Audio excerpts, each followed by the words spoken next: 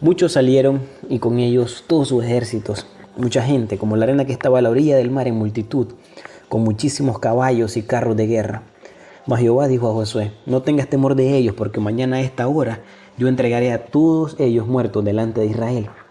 De manera que Jehová lo había mandado a Moisés su siervo, así Moisés lo mandó a Josué, y así Josué lo hizo, sin quitar palabra de todo lo que Jehová había mandado a Moisés. Josué 11, versos 4 y 6 y verso 15. En nuestra devocional anterior, en el capítulo 10, vimos una de las escenas más extraordinarias del libro de Josué. Vimos a 5 reyes que se habían unido contra Israel. Vemos cómo Josué salió a la batalla, pero el texto bíblico o su contexto se encargó de recordarnos una y otra vez quién es el que estaba detrás de la victoria de Israel. Y como lo dice claramente el texto, Jehová peleaba por Israel. Y tuvimos cuidado de no convertir aquello, hermanos, en una promesa de que Dios destruiría cualquier problema o persona que nosotros consideremos como nuestro enemigo, ¿no? El punto era otro. El punto era que Dios estaba cumpliendo lo que Él había prometido. Y ahora llegamos al capítulo 11 y uno podría pensar que después de la victoria del capítulo anterior, la resistencia estaría prácticamente terminada, ¿no? Pero sucede extraordinariamente todo lo contrario, hermanos, porque aparece ahora una coalición todavía mayor, donde las escrituras nos muestran a Jabín, el rey de Azor, y él escucha, ¿no?, lo que está sucediendo y comienza a reunir a reyes y a ejércitos del norte. Y cuando el escritor quiere ayudarnos a comprender el tamaño de aquella fuerza militar, utiliza una expresión, valga la redundancia, impresionante, ¿no?, porque él dice: mucha gente, como la arena que estaba a la orilla del mar, en multitud. Y luego añade: con muchísimos caballos y carros de guerra. Israel está delante de una fuerza militar enorme, hermano.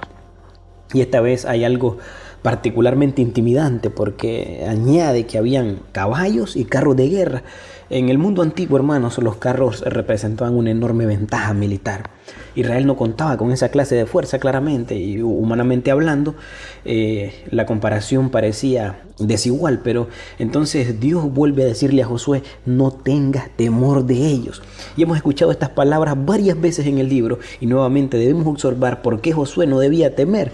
Claramente Dios no le dice: Josué, recuerda lo experimentado que eres. No le dice eso. Tampoco le dice: tu ejército ya ha ganado muchas batallas. No, la razón por la cual él no debía temer es porque mañana a esta hora yo entregaré a todos ellos muertos delante de Israel. Y una vez más, hermanos, la confianza de Josué debía descansar en la palabra de Dios. Pero hay algo que me parece importante en la manera en que el libro va desarrollando esta verdad, hermanos, y es que cada vez que Israel avanza aparecen nuevos desafíos, ¿no? Al cruzar el Jordán, después al aparecer Jericó, al caer Jericó, después viene ahí, después los 5 reyes, y ahora una coalición todavía mayor. Y eso nos ayuda a corregir, hermanos, una idea equivocada que a veces tenemos nosotros en la vida cristiana, que tendemos a pensar que crecer espiritualmente significa llegar a un punto donde todo se vuelve más fácil, ¿sí? Pero la madurez cristiana no significa la ausencia de dificultades, significa que vamos aprendiendo a responder a esas dificultades con una confianza cada vez mayor. ¿Por qué? Porque está formada por la palabra de Dios. Y Josué tenía evidentemente más experiencia en este momento que en el capítulo 1. Él había visto mucho, pero todavía necesitaba escuchar de parte de Dios: Josué, no tengas temor de ellos. Y eso, hermanos, pastoralmente es muy consolador, porque incluso el creyente más maduro puede sentir temor. ¿Sí? Personas que llevan muchos años caminando con Dios pueden encontrarse delante de situaciones que les hacen sentir pequeñas. Entonces, la madurez, hermanos, no significa que nunca vamos a sentir miedo, ¿no? Significa que hemos aprendido qué hacer con ese miedo, porque volvemos a lo que Dios ha dicho en su palabra. Y entonces Josué y el ejército, hermano, avanzan, y la coalición claramente es derrotada, pero Dios da una instrucción, hermanos, que podría parecer extraña. Josué debía desjarretar los caballos y quemar los carros. ¿Por qué destruir precisamente aquello que podría fortalecer militarmente a Israel? Después de todo, hermanos, ellos podrían humanamente pensar: bueno, estos carros y estos caballos nos servirían a nosotros para las próximas batallas, ¿no? Pero aquí aparece, hermanos, un principio que encontramos en otros lugares del Antiguo Testamento, porque Israel no debía aprender a poner su confianza en el poder militar de las naciones. Mucho tiempo después, en el capítulo 20, en el versículo 7 del libro de los Salmos, se dice así: estos confían en carros y aquellos en caballos, mas nosotros del nombre de Jehová, nuestro Dios, tendremos memoria. Entonces, el problema, hermanos, no era que un caballo o un carro fueran malos en sí mismos, no.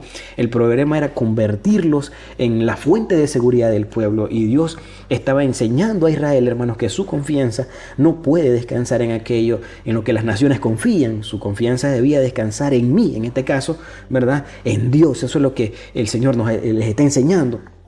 Y aquí nosotros encontramos una aplicación natural para nosotros, hermanos. Todos necesitamos seguridad.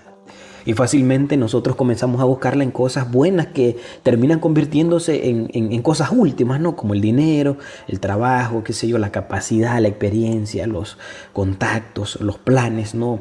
Incluso el conocimiento, y nada de eso tiene que ser malo en sí mismo, ¿no? El problema comienza cuando nuestro corazón dice, mientras tenga esto, tú vas a estar seguro.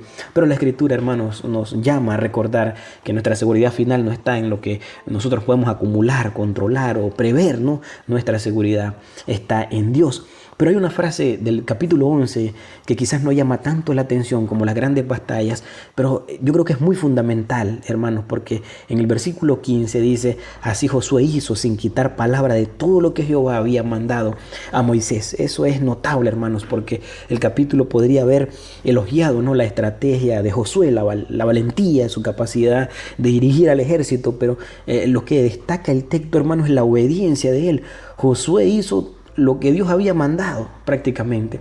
Y quizás ahí nosotros encontramos una de las aplicaciones más importantes del capítulo, porque muchas veces nosotros queremos saber cuál es la voluntad de Dios para las cosas que Él nos ha revelado.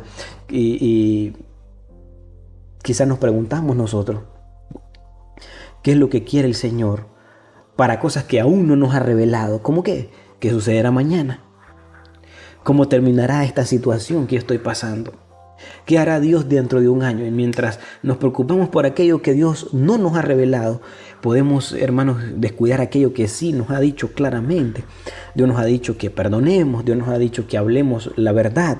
Dios nos ha dicho que huyamos de la inmoralidad, que Dios nos ha dicho que amemos, que oremos, que nos congreguemos, que cuidemos los unos de los otros. Dios nos ha dicho que hagamos discípulos, que anunciemos el Evangelio. No conocemos todo lo que Dios hará mañana, hermanos, pero conocemos mucho de lo que Dios espera de nosotros el día de hoy. Y Josué nos enseña, hermanos, una obediencia sencilla, sin quitar palabra de todo lo que Jehová había mandado. Por eso, hermanos, necesitamos estudiar las Escrituras, no simplemente para aumentar nuestro conocimiento, como lo digo muchas veces, hermanos, ¿cómo vamos a obedecer finalmente una palabra que apenas conocemos, hermanos? El estudio bíblico tiene como propósito llevarnos a conocer a Dios y comprender su voluntad revelada y caminar en esa verdad que Él nos ha revelado, valga la redundancia, a través de su palabra. Y al final del capítulo, hermanos, encontramos una frase importante: y la tierra descansó de la guerra. Después de tantas batallas, hermanos, aparece el reposo, pero sabemos que ese reposo todavía era incompleto, hermanos. Israel todavía tendría desafíos, todavía tenían que poseer la tierra, ¿verdad? Y de hecho, siglos después el pueblo termina perdiendo la tierra por su propia infidelidad. Por eso cuando llegamos a Hebreos capítulo 4 descubrimos que el reposo de Canaán no era el reposo definitivo. Había algo mayor hacia el cual apuntaba ese reposo, y era Cristo, hermanos, porque Josué podía introducir a Israel a esa tierra, hermanos, sí, en la tierra, pero no podía resolver el problema profundo del pueblo, que era el pecado. Necesitaban un Josué mayor, y aquí hay algo hermoso incluso en los nombres, hermanos, porque Josué y Jesús corresponden al mismo nombre hebreo de Yeshua, que es relacionado con la salvación de Jehová, ¿verdad?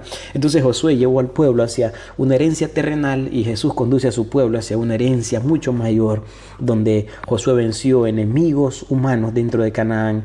Cristo venció mediante su muerte y su resurrección a los enemigos que nosotros jamás podríamos derrotar con nuestras propias fuerzas, como lo es el pecado, la condenación y la muerte. Por eso nuestra esperanza no está en convertirnos en Josué, no, nuestra esperanza está en Cristo Jesús.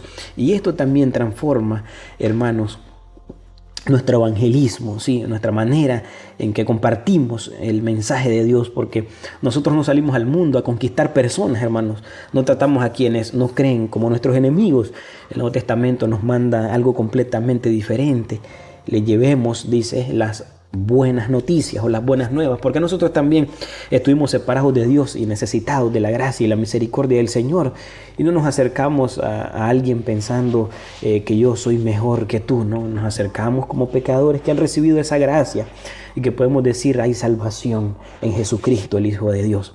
Por eso, mientras estudiamos, hermanos, estos capítulos difíciles de la conquista y juicio, nunca debemos olvidar hacia dónde se dirige toda la historia. Se dirige hacia Cristo, y desde Cristo hacia una iglesia enviada a las naciones, no con una espada, hermanos, sino con el evangelio de la gracia de Dios. Quizá hoy aquello que necesitas no es una promesa de que tu problema desaparecerá. Quizás necesitas algo más profundo, recordar que el tamaño de aquello que tienes delante no cambia quién es Dios. La coalición del norte, hermanos, era como la arena del mar. Dice la Escritura que tenían caballos y carros, tenían poder, pero ninguna de esas cosas podía hacer que Dios dejara de ser fiel a las promesas y a la palabra que Él había prometido. Sí, no sabemos qué traerá el mañana, hermanos, pero podemos estudiar lo que Dios ha hecho, podemos obedecer aquello que nosotros ya conocemos y podemos descansar nuestra seguridad en Cristo y utilizar nuestra vida para que otros conozcan al Salvador que nosotros hemos conocido. En el próximo devocional, hermanos, del capítulo 12 prácticamente encontraremos una lista de nombres, ¿no?, de reyes derrotados, de ciudades, de territorios, y a primera vista podríamos sentir la tensión de pasar rápidamente por encima de la lectura, pero esa lista, hermanos, tiene una función muy importante. Y después de tantas batallas, hermanos, Dios permite que Israel mire hacia atrás, y cada nombre representa algo que Dios había hecho. Por eso nuestro próximo devocional será: mira todo lo que Dios ha hecho, porque a veces necesitamos detenernos, mirar hacia atrás y recordar y reconocer que la fidelidad de Dios no es solamente una doctrina que nosotros confesamos, es una realidad que atraviesa toda la historia de su pueblo. Dios les bendiga.